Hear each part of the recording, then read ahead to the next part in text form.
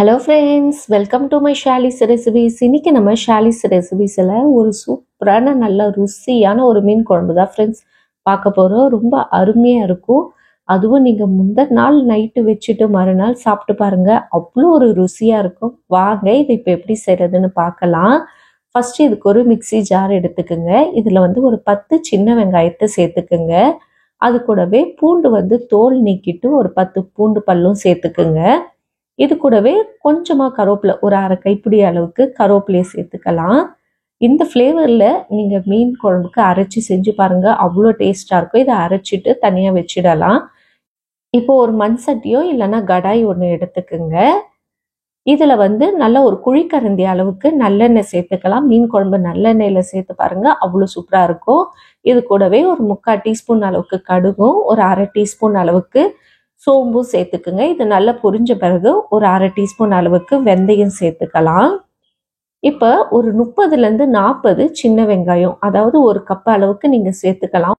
சின்ன வெங்காயம் சேர்த்து கொஞ்சம் வதங்கின பிறகு இப்போ ஒரு 20 பல்லு பூண்டை தோல் நீக்கிட்டு நல்லா ஸ்லைஸாக கட் பண்ணி சேர்த்து அதையும் வதக்கிக்கலாம். இப்போ அது கூடவே காரத்துக்கு ஒரு 3 பச்சை மிளகாவும் கொஞ்சம் கருவேப்பிலையும் சேர்த்துக்கிட்டு இந்த அளவுக்கு நல்லா வதக்கி எடுத்துக்கோங்க. பாருங்கள், நல்லா பூண்டும் சின்ன வெங்காயத்தோட கலர் மாறி இந்த மாதிரி வரணும். இந்த மாதிரி வந்த பிறகு இப்போ இதில் ஒரு 2 தக்காளியை பேஸ்ட்டாக அரைச்சி சேர்த்துக்கலாம். இப்போ தக்காளியை சேர்த்த பிறகு தக்காளியிலேருந்து எண்ணெய் நல்லா பிரிஞ்சு வரணும், அது வரைக்கும் இதை நல்லா வதக்கிக்கலாம். தக்காளியுடைய பச்சை வாசனை எல்லாம் போகணும். பாருங்க, இந்த அளவுக்கு தக்காளியிலேருந்து நல்லா எண்ணெய் பிரிஞ்சு வந்த பிறகு இப்போ இதில் நம்ம கொஞ்சம் மசாலாலாம் ஆட் பண்ண போகிறோம். இப்போ நம்ம அரைச்சி வச்ச வெங்காய பேஸ்ட்டை இப்போ இதில் சேர்த்துக்கலாம். வெங்காயம் பேஸ்ட்டு சேர்த்துட்டு இதோடைய பச்சை வாசனை போகிற வரைக்கும் ஒரு 5 நிமிஷத்துக்கு இதையும் சேர்த்து நல்லா வதக்கி விட்டுடலாம். இப்போ இது எல்லாமே நல்லா வதங்கின பிறகு தனியாத்தூள் ஒரு 3 டேபிள் ஸ்பூன் அளவுக்கு சேர்த்துக்கலாம். அது கூடவே குழம்பு மிளகாய் தூளும் ஒரு 3 டேபிள் ஸ்பூன் சேர்த்துக்குங்க. இது கூடவே தனி மிளகாய் தூள் 1 டீஸ்பூன் சேர்த்துக்கலாம். காஷ்மீரி மிளகாய் தூள் 1 டீஸ்பூன், நல்லா நம்மளுக்கு மீன் குழம்பு கலருக்காக சூப்பராக இருக்கும், அதுக்காக 1 டீஸ்பூன் சேர்த்துக்குங்க. மிளகுத்தூள் ஒரு 1/4 டீஸ்பூன் சேர்த்துக்கிட்டு இது 1 நிமிஷத்துக்கு இந்த பேஸ்டோடவே நல்லா வதக்கி விட்டுருங்க. இப்போ இது கூடவே ஒரு அரை கப் அளவுக்கு தண்ணி சேர்த்து நல்லா வதக்கி விட்டுடலாம். ஒரு 2-3 நிமிஷத்துக்கு இதை நல்லா வதங்கட்டும். இப்போ இதில் ஒரு கப் அளவுக்கு புளியை நான் தண்ணியில் கரைச்சி வச்சுருக்கேன். ஒரு சின்ன நெல்லிக்காய் சைஸு புளியை ஒரு கப்பு தண்ணியில் கரைச்சி இதில் சேர்த்துக்கலாம். இப்போ இதை எல்லாத்தையும் நல்லா மிக்ஸ் பண்ணி விட்டுருவோம். இந்த மாதிரி நல்லா கொதிக்க ஆரம்பிக்கணும். கொதிக்க ஆரம்பித்து எண்ணெயெல்லாம் பிரிஞ்சு வரணும்.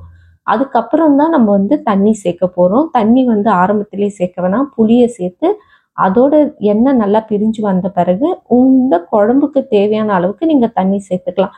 நான் ஒரு 3 கப் அளவுக்கு தண்ணி சேர்த்து நல்லா மிக்ஸ் பண்ணி விட்டுறேன். இது நல்லா கொதிக்க ஆரம்பித்த பிறகு ஹை ஃப்ளேமில் ஒரு 10 நிமிஷம் அப்படியே மூடி வச்சுருங்க.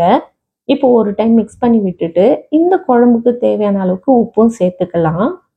அவ்வளோதான். இப்போ மறுபடியும் ஒரு டைம் இதை நல்லா மிக்ஸ் பண்ணி விட்டுட்டு லோ ஃப்ளேமில் ஒரு 15 நிமிஷத்துக்கு அப்படியே மூடி வச்சுருவோம். ஒரு 5 நிமிஷம் ஆன பிறகு இப்போ ஓப்பன் பண்ணி பார்ப்போம். பாருங்கள், மீன் குழம்பு நல்ல எண்ணெயெல்லாம் பிரிஞ்சு பார்க்குறதுக்கு எவ்வளோ நல்லா இருக்குன்னு. நான் இன்னைக்கு தேங்காய் பால் சேர்க்குறேன். ஒரு அரை கப் அளவுக்கு மட்டும் தேங்காய் பால் சேர்க்குறேன். நீங்கள் தேங்காய் பால் வேண்டானா அப்படியே ஒரு 10லேருந்து 15 நிமிஷம் லோ ஃப்ளேமில் மூடி வைக்கலாம். நான் தேங்காய் பால் இடையில சேர்த்துட்டு மறுபடியும் ஒரு 5 நிமிஷம் மூடி வச்சிடுறேன். அவ்வளோதான். இப்போ நம்ம மீன் குழம்பு ரெடி ஆயிடுச்சு. இப்போ இதில் உங்களுக்கு விருப்பமான எந்த மீன் வேணாலும் நீங்கள் சேர்த்துக்கலாம். நான் இன்னைக்கு பாறை மீன் சேர்த்துருக்கேன். உங்களுக்கு விருப்பமான மீன் எதுவாக இருந்தாலும் நல்லா உப்பு மஞ்சத்தூளும் போட்டு வாஷ் பண்ணிவிட்டு நம்ம நல்லா கொதிக்கிற இந்த குழம்புல போட்டு ஒரு 3 நிமிஷம் மூடி வச்சுருங்க. 3லேருந்து 5 நிமிஷம் மூடி வச்சிங்கன்னா போதும். இது நல்லா கொதிக்க ஆரம்பித்தோடனே கேஸை ஆஃப் பண்ணிவிட்டு அப்படியே மூடி வச்சுட்டு மறுநாள் இந்த குழம்புக்கு ஒரு சூடான சாதத்தில் போட்டு சாப்பிட்டு பாருங்க, அவ்வளோ ஒரு ருசியாக இருக்கும். மீன் குழம்பு நேற்று வச்சு இன்றைக்கி சாப்பிடும்போது அதோடைய ருசியே அவ்வளோ அருமையாக இருக்கும். ட்ரை பண்ணி பாருங்கள். இந்த வீடியோ உங்களுக்கு பிடிச்சிருந்தா மறக்காமல் லைக் பண்ணுங்கள், ஷேர் பண்ணுங்கள், சப்ஸ்கிரைப் பண்ணுங்கள் ஃப்ரெண்ட்ஸ். இன்னொரு வீடியோவில் உங்களை சந்திக்கிறேன். Bye bye friends.